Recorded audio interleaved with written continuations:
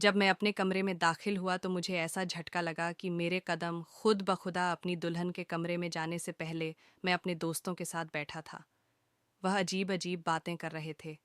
कुछ मुझे मशवरे दे रहे थे और कुछ ऐसी बातें कर रहे थे जिस पर मुझे गुस्सा भी आ रहा था। क्या वह मुझे छोटा बच्चा समझते थे?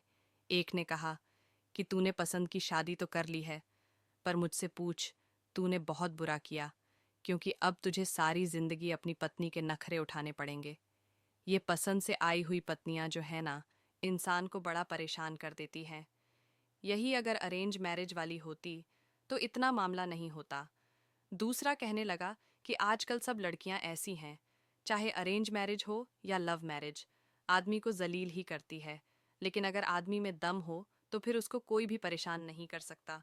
और तूने आज के दिन अपनी पत्नी को यह बात बता देनी है कि तू इन चार्ज है, वह नहीं तेरी मर्ज चलेगी, उसकी नहीं। हाँ, तू अगर उसकी 10 बातें मान ले तो चल, तू भी उसकी 2 बातें मान लेना, लेकिन आज के दिन ही उसे यह बात समझा है, और अब यह कैसे करना ये तुझे ही पता होगा। मैंने इतने सारे मशवरे और इतनी सारी बातें सुन ली थीं कि मुझे खुद ही नहीं पता था कि मुझे क्या करना है। लेकिन यह जो सामने का मंजर था, यह कुछ अजीब सा था।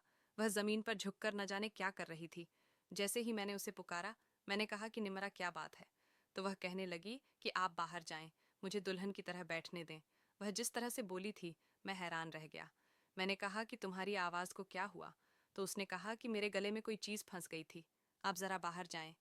उसने मुझे बाहर निकाल दिया और कहा कि अब दरवाज़ा बजाकर आना। मैं 15 से 20 मिनट बाहर खड़ा रहा।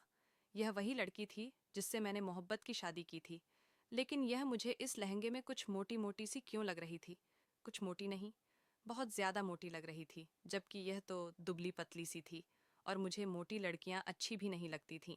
लेकिन अभी मैंने जब उसको देखा तो उसका जो हाजिम मुझे काफ़ी ज़्यादा लग रहा था। फिर मैंने सोचा कि शायद यह उसके कपड़ों का हाजिम होगा, क्योंकि दुल्हन के कपड़े काफ़ी भारी होते हैं। थोड़ी देर के बाद मैं कमरे में आया तो वह घूंघट के साथ बिस्तर पर बैठी थी। अभी भी मुझे मोटी लग रही थी, लेकिन यह बात मेरे दिमाग में क्यों फंस गई थी? मेरी पत्नी थी, मुझे तो पता चल ही जाता कि कौन है, कैसी। मैंने जैसे ही उसका घूंघट उठाया, मेरे कदमों के तले से ज़मीन निकल गई। मैंने कहा कि तुम कौन हो? और उसके बाद मेरी आंख सुबह खुली। मैं अपने कमरे में नहीं, बल्कि अस्पताल में था। हाँ, मेरे सारे रिश्तेदार, मेरे दोस्त यार सब हंस रहे थे।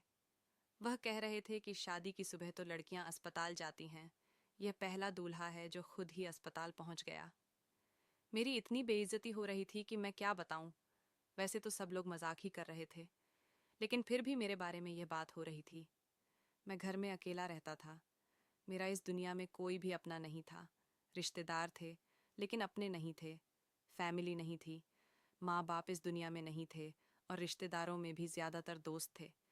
जैसे ही मेरी आंख खुली, मैं यह सोचकर परेशान होने लगा कि कहीं उन्होंने भी वह मंजर तो नहीं देख लिया जिस मंजर को देखकर मैं बेहोश हुआ था। तब एक औरत ने कह दिया कि तुम यहाँ पर बेहोश पड़े हो, तुम्हारी पत्नी इतनी शर्मीली है कि वह के सामने भी नहीं आ रही है। कह रही है कि बस तुम्हें अंदर भेज दें। अब तुम्हें होश आ गया है तो थोड़ी देर अपने आप को संभालो और उसके बाद जाओ। तुम्हें बुला रही है, तुम्हारे लिए बेचैन हो रही है, और हम लोगों ने भी अपने अपने घर जाना है। जैसे मैंने बताया, मेरा ज़्यादा कोई था नहीं, बस दूर पार के रिश्तेदार थे, कोई चाचा, कोई कज़िन।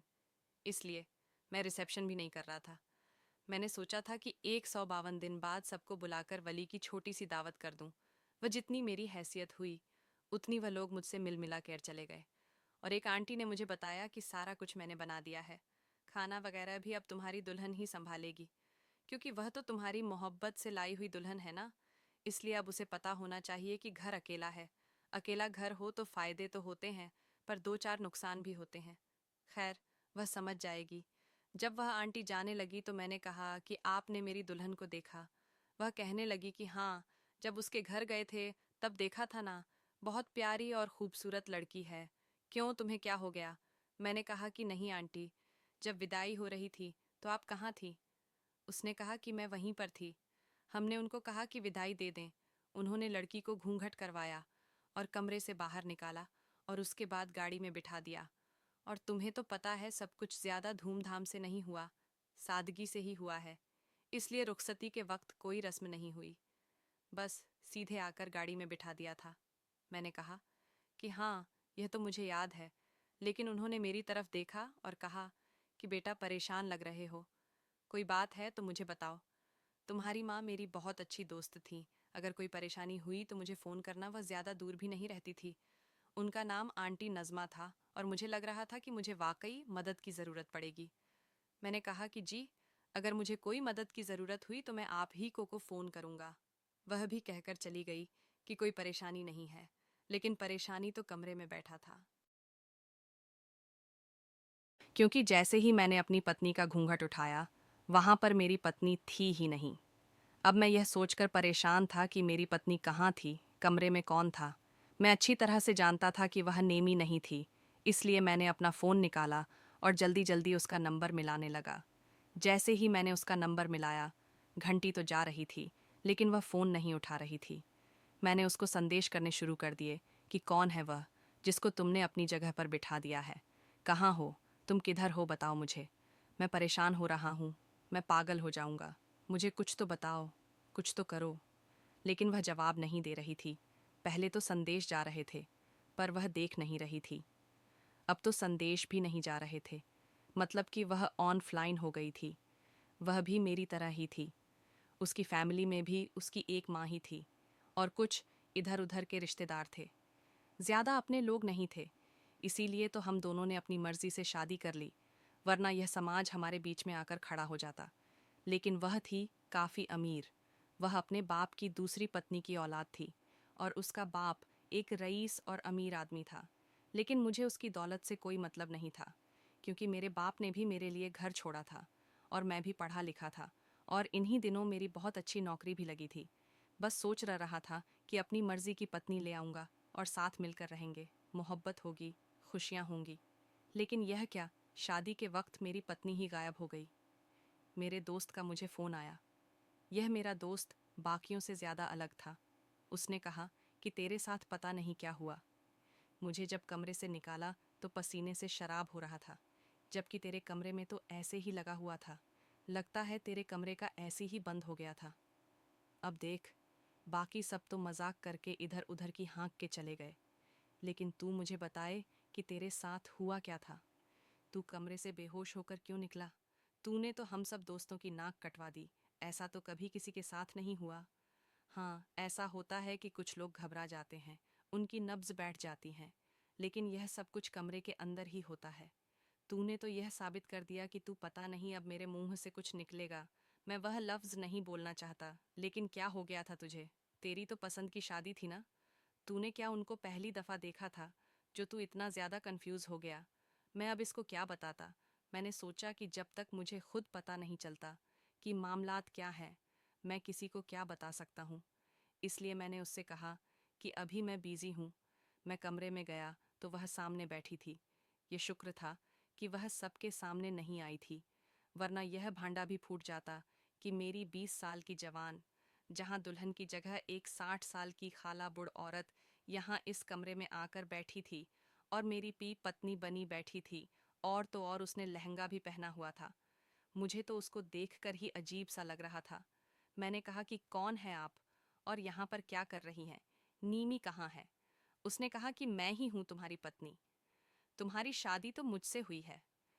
मैंने कहा कि ये किस किस्म की बात है? मेरी शादी नीमी से हुई है और हमारी शादी कोई अरेंज मैरिज नहीं, बल्कि मोहब्बत की शादी हुई है। हमें पता है कि हम लोगों ने एक दूसरे से शादी की है। आपको हवा में तीर चलाते हुए शर्म नहीं आती? मैं आपसे इज्जत से बात कर रहा हूँ, आपकी उम्र का लिहाज कर रहा हूँ। मुझे बता दें कि नीमी कहाँ है, क्योंकि अब उसका फ़ोन भी बंद हो गया। आउट ऑन ऑफ रीच जा रहा है। कोई बहुत बड़ा गेम हो रही है मेरे साथ। इतना बजाड़ा धोखा वह कैसे कर सकती है? मैंने उसका क्या बिगाड़ा था? हम लोगों ने तो 1 साल के बाद शादी करने का फैसला किया था। 1 साल तक हम लोग अपनी शादी की और आने वाली ज़िंदगी के प्लान बनाते रहे थे, और अब बीच में कहाँ से आ गई?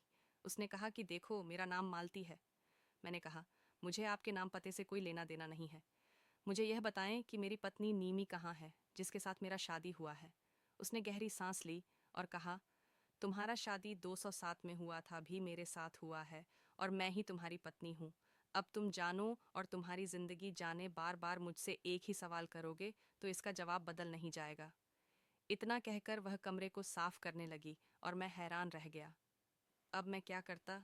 इसका हाथ पकड़ के इसे बाहर निकाल देता, लोगों को बताता कि ये देखो मेरे साथ क्या हो गया। मैं सिर्फ इसी से पूछ सकता था या नीमी से पूछ सकता था। नीमी का नंबर बंद हो गया था और ये औरत मुझे सीधे मुंह कोई बात नहीं बता रही थी। मैं घर से ही बाहर निकल गया। अब इतनी बड़ी बात मैं अपने दिल में कब तक रख सकता था? लेकिन यह बात सबको बताने वाली नहीं थी। मेरे दोस्तों के फ़ोन आने लगे। उन्होंने कहा कि अगर तू ठीक है तो हम तेरी और भाभी की दावत करना चाहते हैं। मैंने कहा कि नहीं, अभी मेरी तबीयत ठीक नहीं है और वह भी थोड़ी बीमार हो गई है। हम दावत में नहीं आ सकते। सबने कहा कि दावत तो अगले दिन ही होनी थी ना, तूने रिसेप्शन भी नहीं किया, हम करवा देते हैं। तेरा रिसेप्शन तो आ जा, दावत करते हैं। लेकिन मैंने उनको बड़ी मुश्किल से टाल दिया। मैंने कहा कि नहीं, 1 हफ्ते बाद प्लान बनाएंगे। जबकि मुझे पता था कि अगर 1 हफ्ते में यह मामला हल नहीं हुआ तो मैं 1 हफ्ते बाद भी नहीं जा पाऊंगा। क्या हो रहा था मेरे साथ? ये हो क्या गया था? नीमी कहाँ थी, कहाँ चली गई थी, अचानक से कैसे गायब हो गई? ऐसे गायब हो गई जैसे कभी थी ही नहीं। कहीं मैं पागल तो नहीं हो गया था? कहीं मैंने इसी औरत को नीमी तो नहीं समझ लिया था? कहीं यही तो वह औरत नहीं थी जिसके साथ मैंने मोहब्बत की थी और मुझे यही औरत नीमी जैसी खूबसूरत लगती थी? क्या मेरा दिमाग इस हद तक खराब तो नहीं था? माँ बाप इस दुनिया में नहीं थे, लेकिन इसका मतलब ये नहीं कि मैं कोई पागल था। जब मैं वापस घर आया तो घर का माहौल देखकर मैं हैरान रह गया। क्या यह मेरा घर था? घर को इतनी अच्छी तरह से सजाया गया था, चमकाया गया था, साफ किया गया था कि मैं हैरान रह गया था, क्योंकि मैं यहाँ पर अकेला रहता था। मुझे तो ऐसे लग रहा था कि जैसे मैं घर में नहीं बल्कि जन्नत में आ गया हूँ। इतनी अच्छी खुशबू आ रही थी और एक खुशबू नहीं आ रही थी। एक तो घर की सफाई सुथरा की खुशबू थी और दूसरी खाने की खुशबू थी। जब से मैं बेहोश हुआ था उसके बाद से मैंने कुछ भी नहीं खाया था। सिर्फ आंटी ने मुझे एक जूस का गिलास ही पिलाया था, तो मुझे बहुत भूख लगी हुई थी। मैंने देखा तो उसने सामने टेबल पर खाना लगा दिया था। यूं समझो कि खाना लगाया नहीं, खाना चुन दिया था। ऐसा लगता था कि कोई शाही दावत है। मैं हैरान रह गया। मेरा तो मूड था कि मैं ना तो इससे बात करूंगा और ना ही इसका बनाया हुआ खाना खाऊंगा। ये मुझे कहेगी कि खाना खा लो तो मैं कहूँगा कि मुझे भूख नहीं है और मुंह बना के कमरे में चला जाऊंगा। लेकिन जैसे ही उसने कहा कि खाना खा लो तो मैंने कहा कि हाथ मुंह धो के आता हूँ। मैं हाथ मुंह धोने गया तो मेरा बाथरूम भी चमक रहा था। अरे, बाथरूम से तो मुझे आज तक खुशबू नहीं आई थी, लेकिन अब यहाँ से भी खुशबू आ रही थी। उसने तो एक ही दिन में मेरे घर को जन्नत बना दिया था। खैर, मैं बाहर आया और वह मेरे लिए खाना निकालने लगी। मैंने कहा कि मैं खुद ले लूँगा। जब मैंने खाना खाया तो मैं हैरान रह गया। इतना लजीज खाना! यह औरत थी या कोई जादूगरनी? क्या इसने यह घर जादू से साफ किया था और यह खाना भी जादू से बनाया था? क्योंकि इतना लजीज खाना तो मैंने आज तक नहीं खाया था। मुझे वह दिन याद आया जब मैं और नीमी एक कैफ़े में बैठे थे और वह कहने लगी थी कि मुझे तो खाना बनाना नहीं आता। मैंने कहा कि तुम मजाक कर रही हो, तो उसने कहा कि नहीं, मुझे खाना बनाना नहीं आता। मुझे खाना बनाने की क्या ज़रूरत है? घर में नौकरानी थी, वही खाना बनाती थी, या फिर माँ खाना बनाती थी। मेरा कभी इस तरफ ध्यान ही नहीं गया। मैंने कहा कि फिर खाना कौन बनाएगा, क्योंकि मेरे घर में भी और कोई औरत नहीं होगी। तो उसने कहा कि कर लेंगे कुछ ना कुछ। आजकल तो ऐसे ऐसे होटल हैं, अच्छे अच्छे खाने होते हैं, साफ सुथरे तरीके से बनाए जाते हैं ना। आर्डर कर लेंगे। थोड़ा बहुत मैं सीख लूँगी, थोड़ा बहुत तुम सीख लेना। कभी तुम बना लेना, कभी मैं बना लूँगी। मैंने उसे समझाया कि सीखने से वो वाले खाने तो नहीं बनाने आते ना, जो अच्छे वाले खाने होते हैं, जैसे निहारी, बिरनी, नरगिसी, कोफ्ते। तो उसका कहना था कि वह खाने तो मेरी माँ को भी नहीं आते थे, तो मुझे किसने सिखाने थे? ये तो शाही खाने होते हैं। लेकिन आज हमारे इस टेबल पर यही खाने पड़े हुए थे। मेरी इस बूढ़ी बीवी ने, वह मेरी बीवी ही थी, उसने नरगिसी कोफ्ते भी बनाए थे और निहारी भी। और बिरनी तो लाजवाब थी। मैंने इतना पेट भर के खाना खा लिया कि मुझे लगा कि मेरी तबीयत ज़्यादा खाना खाने की वजह से ही कहीं ख़राब ना हो जाए। इसके बाद उसने मुझे ग्रीन टी पिलाई और जब मैं कमरे में गया तो बिस्तर पर लेटते ही मुझे नींद आ गई। लेकिन बीच रात मेरी आंख खुल गई, यह सोच के कि कहीं वह मेरे पास तो नहीं लेटी। पर जब मैंने देखा तो वह मेरे पास नहीं लेटी थी, वह सोफे पर सो रही थी। मैं उठकर बाहर चला गया। उसने सारे बर्तन भी धो दिए थे और बावर्ची खा भी साफ किया था। सुबह नाश्ता भी मुझे ऐसा ही मिला। मेरे सारे कपड़े भी धुले पड़े थे और स्त्री भी हुए पड़े थे। 1 हफ्ते के अंदर उसने मेरी इतनी खिदमत की थी, ना अच्छे अच्छे खाने बनाए, इतने अच्छे नाश्ते बनाए कि मैं हैरान रह गया। और मैं दिल में यह सोचने लगा कि कहीं से नेमी वापस आ जाए और इस औरत को हम लोग घर संभालने के लिए रख लें। अगर यह कहेगी कि मुझे 500 तनख्वाह चाहिए, तो मैं उसे 500 तनख्वाह भी दे दूंगा। लेकिन मेरी नेमी कहाँ है? मैं बार बार उसका नंबर मिला रहा था, बार बार उससे राब्ता करने की कोशिश कर रहा था। मेरे पास जो भी रास्ते थे, मैंने सारे इस्तेमाल कर लिए थे। यहाँ तक कि मैंने ईमेल भी किया, नंबर पर भी बात करने की कोशिश की, लेकिन ना जाने वह कहाँ गायब हो गई थी। मैंने दोबारा से इस औरत से पूछने की कोशिश की कि यह सब क्या है, मुझे बता दो। उसने कहा कि आप जितनी दफ़ा भी पूछेंगे, मेरा जवाब नहीं बदलेगा, इसलिए बार बार मुझे इहाना में ना डालो। एक बात थी कि वह बीवियों की तरह घर भी साफ कर रही थी, खाने भी बना रही थी, मेरे कपड़े भी सेट कर रही थी, लेकिन इससे ज़्यादा कुछ नहीं चाह रही थी। वह अपना हक नहीं मांग रही थी, मुझसे ना ही मेरे पास आ रही थी, न मुझसे कोई ऐसी वैसी बात कर रही थी। 1 हफ्ता कैसे गुजर गया, पता ही न चला। मेरे दोस्तों ने फिर से दावत का शोर डाल दिया। मैंने कहा कि नहीं आ सकता, तो वहीं अचानक से मेरे घर आ गए। उन्होंने धावा बोल दिया। अब वह सारे बैठक में बैठे थे और कह रहे थे कि भाभी से कहो कि कोई अच्छी सी चीज़ बना दे, हम तो साथ सामान भी लेकर आए हैं। मैंने दिल में सोचा कि खाना तो बन जाएगा, लेकिन भाभी की शक्ल उनको कैसे दिखाऊंगा। खैर, मैंने इस औरत से कहा कि 8 लोगों के लिए खाना बनाना है, सामान वह लोग लेकर आए हैं। उसने कहा कि 1 घंटे में बन जाएगा। मैं हैरान रह गया। मैंने कहा कि 1 घंटे में 8 लोगों का खाना बन जाएगा कैसे? तो कहने लगी कि हाँ बन जाएगा। मैंने कहा कि आप बिरयानी बना लो, बाकी सामान मैं बाहर से लाता हूँ। तो उसने कहा कि नहीं, मैं बिरयानी भी बना लूँगी, खीर भी बना लूँगी, और मीठे में कुछ और आपको खाना हो तो वो भी बना लूँगी, क्योंकि मुझे पता चल गया था कि मुझे मीठा बहुत पसंद है। उसने कहा मैं सालन भी बना लूँगी, और मैं तो हैरान रह गया। उसने जाकर डाइनिंग टेबल सजा दिया और मैंने उससे कहा कि आप सामने नहीं आना। उसने हाँ में सर हिलाया। सवाल करती थी, ना ही कोई बात। जो मैं उससे कहता था वह कर देती थी। मेरे दोस्तों ने कहा कि भाभी कहाँ है? तो मैंने कहा कि यार अचानक से उसकी तबीयत खराब हो गई, खाना बना के बेचारी को चक्कर आ गया, अपने कमरे में सो रही है, तुम लोग खाना खाओ ना। इन लोगों को मेरी यह बात अच्छी नहीं लगी। उन्होंने कहा कि यह क्या बात हुई, हम तो भाभी से मिलने आए थे। लेकिन जब उन्होंने खाया तो वह खाने की तरफ ही लग जाए। ऐसे उन्होंने खाया कि हैरान रह गए। कहते हैं, ये कैसी बीवी मिली है तुझे? यार लानत भेजो, बाजार के सारे होटलों पे इतना अच्छा खाना कैसे बना लेती है? तेरी बीवी, तेरी तो लॉटरी लग गई। वह कहते हैं ना कि शादी हमेशा अच्छा खाना बनाने वाली से करनी चाहिए, क्योंकि शादी के बाद प्यार तो ख़त्म हो सकता है, लेकिन भूख ख़त्म नहीं हो सकता। तो तू पार हो गया मेरे यार। जो भी मेरे घर आता था, आजकल मेरे कपड़ों को देखता था, मेरे ऑन फिस में ले जाए हुए खाने को छक लेता था। वह हैरान रह जाता था और कहता था कि तुझे तो दुनिया पर ही जन्नत मिल गई है। मैंने कहीं पर यह लिखा हुआ पढ़ा कि मर्द को इस बात से फ़र्क नहीं पड़ता कि उसके घर को घर बनाने वाली और उसे सुकून देने वाली कैसी दिखती है। उसे सिर्फ सुकून से फ़र्क पड़ता है, और सुकून तो मुझे मिल रहा था। 7 महीने होने वाले थे। 2 हफ्तों से मैंने नेमी के बारे में सोचा भी नहीं था। जब एक दिन वह अचानक वापस आ गई, मैं घर आया तो वह घर में बैठी थी, रो रही थी, कह रही थी कि मेरे साथ बहुत बुरा हुआ। माँ, वो कैसी हालत में थी वह मैं बता नहीं सकता, लेकिन उसको देखकर ऐसा नहीं लग रहा था। मैं भी उसको देखकर हैरान हुआ। उसने कहा कि अब मैं वापस आ गई हूँ, मजबूरी थी, मुझे कुछ लोगों ने अगवा कर लिया था और मुझे अपनी जगह उस औरत को बिठाना पड़ा ताकि इज्जत खराब ना हो। और उसको भी मैंने यह कहा था कि किसी को कुछ ना बताना, लेकिन अब मैं वापस आ गई हूँ। मुझे पता नहीं क्यों ऐसा लग रहा था कि वह झूठ बोल रही है। उसकी कोई भी बात, उसका कोई भी बयान, उसकी किसी भी बात का जवाब वह साबित नहीं कर पा रही थी। कौन ऐसा अगवा करता है जो 7 महीने तक उसे अगवा करके रखते और उसके बाद अचानक से छोड़ देते हैं?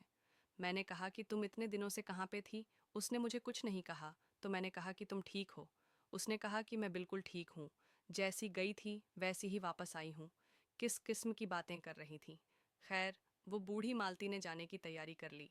उसने कहा कि मुझे कहा था कि तुम अपना मुंह ना खोलना, बस चुप करके रहना। वह वहाँ से जा रही थी और मुझे अजीब सा लग रहा था। जाते जाते उसने मुझे एक बात बताई। उसने कहा कि पता नहीं मैं यह बात आपको क्यों बता रही हूँ, लेकिन आप अच्छे आदमी हैं, इसलिए मैं आपको यह सब कुछ बता रही हूँ। उसका पहले किसी और के साथ चक्कर था और उसने कहा कि अगर तुमने शादी की तो तुम्हें मार दूंगा और तुम्हारे होने वाले शौहर को भी।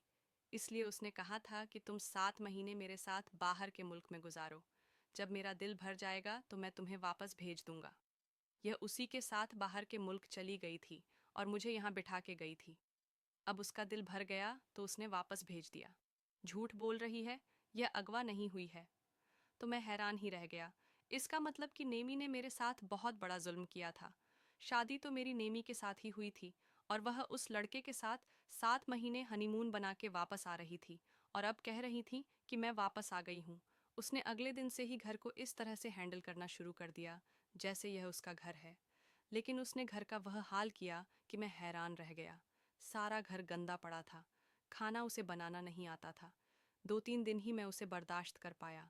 उसके बाद मैंने उसे कह दिया कि मुझे सब पता चल गया है। वह कहने लगी कि झूठ है, वह बुढ़िया तुम्हारे दिमाग के साथ खेल रही है। मैंने कहा कि फिर तुम ही बताओ कि 7 महीने तक कौन किसको अगवा कर रहा था, और फिर तुम कहती हो कि मैं बिल्कुल ठीक हूँ। फिर उन्होंने तुम्हें अगवा ही क्यों किया था जब उनको तुमसे कुछ चाहिए ही नहीं था? पहले तो वह इनकार करती रही लेकिन फिर मान गई और उसने कहा कि तुम्हें आजकल कोई भी लड़की ऐसी नहीं मिलेगी जिसका कोई पास्ट ना हो। मेरा भी पास्ट था, लेकिन मैं उस पास्ट को निपटा के आई हूँ और ऐसे नहीं आई हूँ। मेरे पास बहुत सारे पैसे हैं। उसने मेरे अकाउंट में बहुत सारे पैसे डाले हैं। यूं समझो कि हम फिर से पूरी दुनिया की सैर करने जा सकते हैं। और अब मैं तुम्हारी हूँ। मैंने कहा कि हाँ, मुझे शायद कोई ऐसी लड़की ना मिले जिसका कोई मांझी ना हो, लेकिन मेरा कोई मांझी नहीं है। मर्द होकर मेरा पता साफ है, तो फिर मैं तुम्हें कैसे कबूल कर सकता हूँ? उसने कहा, फिर तुम क्या करोगे? उस मालती से शादी करोगे? मैं खामोश हो गया। जैसे औरत की खामोशी कभी कभी हाँ होती है, ऐसे ही मर्द की खामोशी भी हाँ हो सकती है। मैंने नेमी से जान छुड़वा और उससे अपने रास्ते अलग कर लिए।